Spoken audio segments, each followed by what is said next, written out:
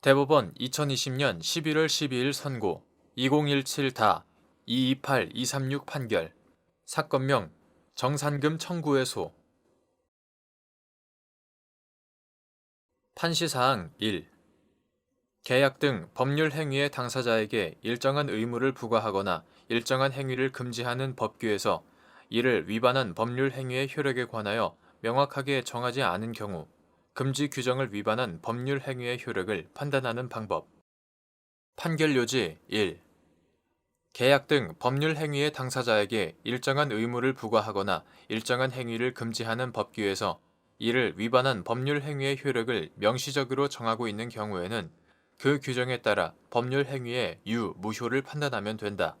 법률에서 해당 규정을 위반한 법률 행위를 무효라고 정하고 있거나 해당 규정이 효력 규정이나 강행 규정이라고 명시하고 있으면 그러한 규정을 위반한 법률 행위는 무효이다. 이와 달리 금지 규정을 위반한 법률 행위의 효력에 관하여 명확하게 정하지 않은 경우에는 규정의 입법 배경과 취지, 보호 법익과 규율 대상, 위반의 중대성, 당사자에게 법 규정을 위반하려는 의도가 있었는지 여부, 규정 위반이 법률 행위의 당사자나 제3자에게 미치는 영향, 위반 행위에 대한 사회적, 경제적, 윤리적 가치평가, 이와 유사하거나 밀접한 관련이 있는 행위에 대한 법의 태도 등 여러 사정을 종합적으로 고려해서 효력을 판단해야 한다. 판시사항 2. 문화재 수리업자의 명의 대여 행위를 금지한 문화재 수리 등에 관한 법률 제21조가 강행 규정인지 여부, 적극, 및 이를 위반한 명의 대여 계약이나 이에 기초하여 대가를 정산하여 받기로 하는 정산금 약정의 효력, 무효. 판결 요지 2. 문화재 수리 등에 관한 법률 이하 문화재 수리법이라 한다. 문화재 수리법은 제21조에서 문화재 수리업자의 명의 대여 행위를 금지하면서도 이를 위반한 법률 행위의 효력에 관해서는 명확하게 정하지 않고 있다. 문화재 수리업자의 명의 대여 행위를 금지한 문화재 수리법 제21조는 강행 규정에 해당하고 이를 위반한 명의 대여 계약이나 이에 기초하여 대가를 정산하여 받기로 하는 정산금 약정은 모두 무효라고 보아야 한다. 구체적인 이유는 다음과 같다. 첫째, 문화재 수리법은 문화재를 원형으로 보존, 계승하기 위하여 문화재 수리, 실측 설계, 감리와 문화재 수리업의 등록 및 기술 관리 등에 필요한 사항을 정함으로써 문화재 수리의 품질 향상과 문화재 수리업의 건전한 발전을 도모하기 위한 목적으로 제정되었다. 제1조 문화재 수리법은 입법 목적을 달성하기 위해 문화재 수리업의 등록 제도를 두고 있다. 이는 일정한 기술 능력, 자본금과 시설을 갖추고 문화재 수리 과정에서 발생할 수 있는 손해에 대한 담보 등을 제공하는 등 문화재 수리업에 관한 자격 기준을 등록 요건으로 정하고 이러한 등록 요건을 갖춘 사람에 한정하여 문화재 수리업의 등록을 허용함으로써 문화재 수리의 전문성을 높여 품질을 향상하고 문화재 수리업의 공신력을 확보하여 건전한 발전을 도모하기 위한 것이다. 문화재 수리법은 등록을 하지 않고 문화재 수리업을 영위한 사람에 대하여 형사처벌을 하도록 정하여 문화재 수리업의 등록 제도의 실효성을 보장하고 있다. 둘째, 문화재 수리업에 등록을 하지 않은 사람이 문화재 수리업자로부터 명의를 대여받아 그 명의로 문화재 수리를 수급하여 시행하면 문화재 수리업의 등록 제도를 우회하거나 무력화하는 것으로 문화재 수리에 필요한 충분한 기술 능력, 자본금과 시설 등 자격을 갖추지 못한 사람이 문화재 수리를 하게 되어 문화재 수리의 품질을 떨어뜨리고 문화재 수리업의 공신력을 심각하게 훼손할 우려가 있다. 문화재 수리법은 문화재 수리업자의 명의 대여 행위를 금지하면서 이를 위반한 문화재 수리업자에 대해서는 등록 취소나 영업정지 등 행정적 제재를 할 수 있을 뿐만 아니라 형사처벌을 하도록 정하고 문화재 수리업자의 명의를 대여받은 사람도 함께 형사처벌을 하도록 정하고 있다. 셋째, 문화재란 인위적이거나 자연적으로 형성된 국가적, 민족적 또는 세계적 유산으로서 역사적, 예술적, 학술적 또는 경관적 가치가 큰 것을 말하고 문화재보호법 제2조 제1항 문화재의 보존, 관리와 활용은 원형 유지를 기본 원칙으로 한다. 문화재보호법 제3조. 문화재는 한번 훼손되면 회복하기 어려운 경우가 많고 회복할 수 있더라도 막대한 비용과 시간이 필요하다는 특성이 있다. 대한민국 헌법은 전문에서 대한민국이 유구한 역사와 전통을 가지고 있음을 강조하고 제9조에서 국가는 전통문화의 계승, 발전과 민족문화의 창달에 노력하여야 한다라고 정하고 있다. 이러한 헌법 규정에 따라 문화재보호법에서 국가와 지방자치단체는 문화재의 보존, 관리를 위한 시책을 수립, 추진해야 하고 국민도 이러한 시책에 적극 협조해야 한다고 정하고 있다. 제4조. 넷째, 명의대여 계약을 체결하는 문화재 수리업자와 상대방은 명의대여를 금지하는 법 규정을 정면으로 위반하려는 의도가 있음이 분명하다.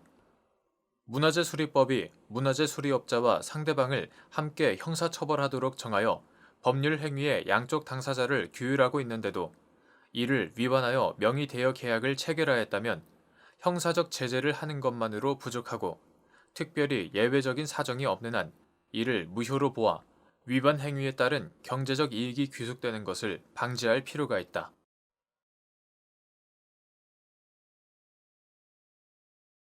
대법원 2020년 11월 12일 선고 2017-275-270 판결. 사건명 사회행위 취소. 판시사항 1. 위약금이 위약벌로 해석되기 위한 요건 및 위약금의 법적 성질을 판단하는 방법. 판결요지 1. 당사자 사이에 채무 불이행이 있으면 위약금을 지급하기로 약정한 경우에 위약금 약정이 손해배상액의 예정인지 위약벌인지는 구체적인 사건에서 개별적으로 판단해야 할 의사해석의 문제이다. 그런데 위약금은 손해배상액의 예정으로 추정되므로 민법 제398조 제4항 위약금을 위약벌로 해석하기 위해서는 이를 위약벌로 인정할 만한 특별한 사정이 있어야 한다. 위약금의 법적 성격을 판단할 때에는 계약을 체결할 당시 위약금과 관련하여 사용하고 있는 명칭이나 문구뿐만 아니라 계약 당사자의 경제적 지위, 계약 체결의 경위와 내용, 위약금 약정을 하게 된 경위와 그 교섭 과정, 당사자가 위약금을 약정한 주된 목적, 위약금을 통해 그 이행을 담보하려는 의무의 성격, 채무 불이행이 발생한 경우에 위약금 이외에 별도로 손해배상을 청구할 수 있는지 여부, 위약금액의 규모나 전체 채무액에 대한 위약금액의 비율, 채무 불이행으로 발생할 것으로 예상되는 손해액의 크기, 그 당시의 거래 관행 등 여러 사정을 종합적으로 고려하여 합리적으로 판단하여야 한다. 판시사항 2. 위약금 약정이 손해배상액의 예정과 위약벌의 성격을 함께 가지는 경우 법원은 당사자의 주장이 없더라도 직권으로 민법 제398조 제2항에 따라 위약금 전체 금액을 기준으로 감액할 수 있는지 여부, 원칙적 적극 및 이때 그 금액이 부당하게 과다한지 판단하는 기준. 판결 요지 2. 위약금 약정이 손해배상액의 예정과 위약벌의 성격을 함께 가지는 경우 특별한 사정이 없는 한 법원은 당사자의 주장이 없더라도 직권으로 민법 제398조 제2항에 따라 위약금 전체 금액을 기준으로 감액할 수 있다. 이때 그 금액이 부당하게 과다한지는 채권자와 채무자의 각 지위, 계약의 목적과 내용, 위약금 약정을 한 동기와 경위, 계약 위반 과정, 채무액에 대한 위약금의 비율, 예상 손해액의 크기, 의무의 강제를 통해 얻는 채권자의 이익, 그 당시의 거래 관행 등 모든 사정을 참작하여 일반 사회관념에 비추어 위약금의 지급이 채무자에게 부당한 압박을 가하여 공정성을 잃는 결과를 초래한다고 볼 수 있는지를 고려해서 판단해야 한다. 판시사항 3. 갑 주식회사의 하도급 업자로서 미지급 공사대금 채권에 기해 갑 회사에 채권을 가압류한 을 주식회사가 갑 회사를 상대로 제기한 본안소송 계속 중 제3채무자의 공탁으로 개시된 배당 절차에서 자신 앞으로 배당금이 공탁되자 신속하게 집행 권한을 얻어 이를 수령하기 위하여 갑 회사와 위 공사대금을 일부 감액하여 정산 합의금으로 하고, 갑 회사는 공사대금 채권에 대한 을 회사의 가압류를 본압류로 이전하는 것에 이의하지 않고, 을 회사는 위 공사대금 소송이 확정되어 배당금을 회수하는 즉시 갑 회사에 그 일부를 지급한다는 내용의 정산 합의를 하면서, 특약사항으로 갑 회사나 을 회사가 자신의 책임 있는 사유로 의무를 이행하지 않을 경우 갑 회사는 을 회사에 정산 합의금의 배액을 배상하고, 을 회사는 갑 회사로부터 지급받을 채권 전액을 포기하기로 약정한 사안에서 위 특약은 위약금 약정에 해당하는데, 이는 손해배상액 예정과 위약벌의 성격을 함께 가지는 것이고, 을 회사가 위약 시 공사대금 채권 전액을 포기하기로 정한 것은 부당하게 과다하다고 볼 여지가 있다고 한 사례. 판결유지 3.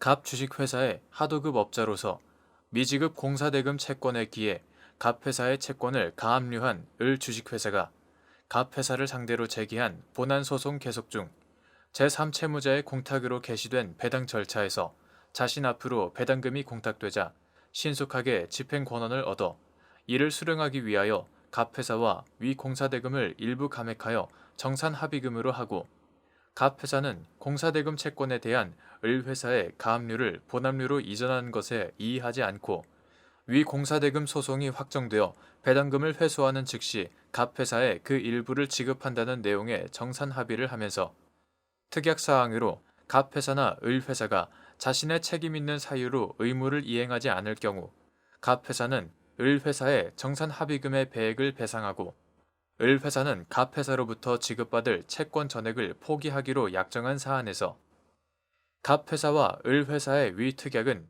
위약금 약정에 해당하는데, 을 회사가 지급 의무를 위반할 경우 갑 회사가 을 회사의 채권 포기를 주장하는 외에 따로 손해배상을 청구할 수 있다고 보기 어려운 점.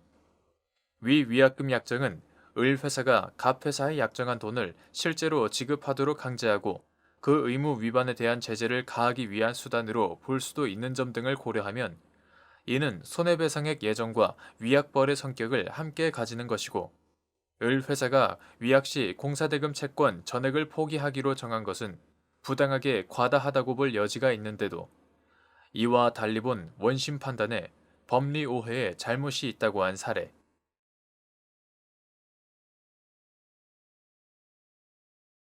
대법원 2020년 11월 19일 선고 2019다 232918 전원 합의체 판결. 사건명 청구 이의의 소. 판시사항 1. 1998년 5월 27일 전에 이미 상속 개시 있음과 상속 채무 초과 사실을 모두 알았던 상속인이 민법 제1019조 제3항의 특별 한정 승인을 할 수 있는지 여부. 소극. 판결요지 1.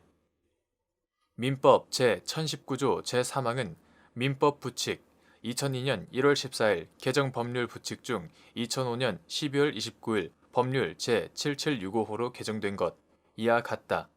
제3항, 제4항에 따라 첫째, 1998년 5월 27일부터 위 개정 민법 시행 전까지 상속 개시 있음을 안 상속인과 둘째, 1998년 5월 27일 전에 상속 개시 있음을 알았지만 그로부터 3월 내에 상속 채무 초과 사실을 중대한 과실 없이 알지 못하다가 1998년 5월 27일 이후 상속 채무 초과 사실을 알게 된 상속인에게도 적용되므로 이러한 상속인들도 위 부칙 규정에서 정한 기간 내에 특별 한정 승인을 하는 것이 가능하였다. 그러나 위 부칙 규정상 1998년 5월 27일 전에 이미 상속 개시 있음과 상속 채무 초과 사실을 모두 알았던 상속인에게는 민법 제1019조 제3항이 적용되지 않으므로 이러한 상속인은 특별 한정 승인을 할 수 없는 것으로 귀결된다. 판시사항 2. 상속인이 미성년인 경우 민법 제1019조 제3항이나 그 소급 적용에 관한 민법 부칙 2002년 1월 14일 제3항, 제4항에서 정한 상속 채무 초과 사실을 중대한 과실 없이 제1019조 제1항의 기간 내에 알지 못하였는지와 상속 채무 초과 사실을 안날은 법정 대리인의 인식을 기준으로 판단하여야 하는지 여부. 적극. 판결 요지 2. 민법 제1019조 제1항, 제3항의 각 기관은 상속에 관한 법률 관계를 조기에 안정시켜 법적 불안 상태를 막기 위한 제척기관인 점, 미성년자를 보호하기 위해 마련된 법정 대리인 제도와 민법 제1020조의 내용 및 취지 등을 종합하면 상속인이 미성년인 경우 민법 제1019조 제3항이나 그 소급 적용에 관한 민법 부칙, 2002년 1월 14일 개정 법률 부칙 중 2005년 12월 29일 법률 제7765호로 개정된 것 이와 같다. 제3항, 제4항에서 정한 상속채무 초과 사실을 중대한 과실 없이 제1019조 제1항의 기간 내에 알지 못하였는지와 상속채무 초과 사실을 안 날이 언제인지를 판단할 때에는 법정 대리인의 인식을 기준으로 삼아야 한다. 따라서 미성년 상속인의 법정 대리인이 1998년 5월 27일 전에 상속 개시 있음과 상속 채무 초과 사실을 모두 알았다면 앞서 본 민법 부칙 규정에 따라 그 상속인에게는 민법 제1019조 제3항이 적용되지 않으므로 이러한 상속인은 특별 한정 승인을 할 수 없다. 또한 법정 대리인이 상속 채무 초과 사실을 안 날이 1998년 5월 27일 이후여서 상속인에게 민법 제1019조 제3항이 적용되더라도 법정 대리인이 위와 같이 상속 채무 초과 사실을 안 날을 기준으로 특별 한정 승인에 관한 3월의 제척 기간이 지나게 되면 그 상속인에 대해서는 기존의 단순 승인의 법률 관계가 그대로 확정되는 효과가 발생한다. 판시사항 3. 미성년 상속인의 법정 대리인이 인식한 바를 기준으로 할 때 민법 제1019조 제3항의 특별 한정 승인 규정이 적용되지 않거나 그 제척 기간이 이미 지난 경우 상속인이 성년에 이른 뒤 본인 스스로의 인식을 기준으로 새롭게 특별 한정 승인을 할 수 있는지 여부. 소극. 판결 요지 3. 다수 의견. 미성년 상속인의 법정 대리인이 인식한 바를 기준으로 상속 채무 초과 사실을 중대한 과실 없이 알지 못하였는지 여부와 이를 알게 된 날을 정한 다음 이를 토대로 살폈을 때 특별 한정 승인 규정이 애당초 적용되지 않거나 특별 한정 승인의 제척 기간이 이미 지난 것으로 판명되면 단순 승인의 법률 관계가 그대로 확정된다. 그러므로 이러한 효과가 발생한 이후 상속인이 성년에 이르더라도 상속 개시 있음과 상속 채무 초과 사실에 관하여 상속인 본인 스스로의 인식을 기준으로 특별 한정 승인 규정이 적용되고 제척 기간이 별도로 기산되어야 함을 내세워 새롭게 특별 한정 승인을 할 수는 없다고 보아야 한다. 대법관 민유숙, 대법관 김선수, 대법관 노정희, 대법관 김상환의 반대 의견. 상속인이 미성년인 동안 그의 법정 대리인이 상속 채무 초과 사실을 알고도 3월 동안 상속인을 대리하여 특별 한정 승인을 하지 않은 경우 상속인이 성년에 이르러 상속 채무 초과 사실을 알게 된 날부터 3월 내에 스스로 특별 한정 승인을 할 수 있다고 보아야 한다. 이는 합헌적 법률 해석의 원칙 및 특별 한정 승인 제도의 입법 경위, 미성년자 보호를 위한 법정 대리인 제도, 상속인의 자기 책임 원칙 등을 고려하여 법 규정을 해석한 결과로서 문헌의 통상적인 의미에 충실하게 해석하여야 한다는 원칙에 부합할 뿐더러 상속 채권자와의 이익 형량이나 법적 안정성 측면에서도 타당하다.